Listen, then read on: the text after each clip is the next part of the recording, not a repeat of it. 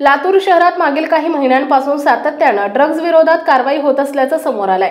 अशातच काल रात्रीच्या सुमारास लातूर पोलिसांनी शहरात मोठी कारवाई केली आहे। यात 8 लाखाचे ड्रग्ज पोलिसांच्या हाती लागले असून 2 जण अटकेत आहेत, तर 1 जण फरार झालाय। या कारवाईत गावठी पिस्तूलही ताब्यात घेण्यात आलाय। स्थानिक गुन्हे अन्वेषण विभागाने ही कारवाई केली असून ड्रग्जचा विषय पुन्हा एकदा नव्याने जिल्ह्यात चर्चेत आलाय। पुढे आलेल्या माहितीनुसार गुप्त बातमीदाराच्या माहितीवरून पोलिसांनी सापळा रचला होता।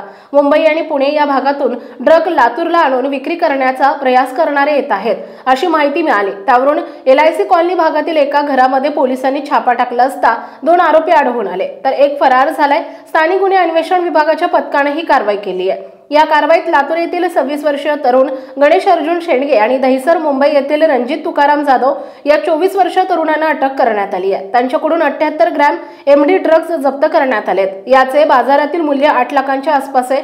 याच आरोपींकडून एक गावठी पिस्तूलही जप्त करण्यात आली आहे।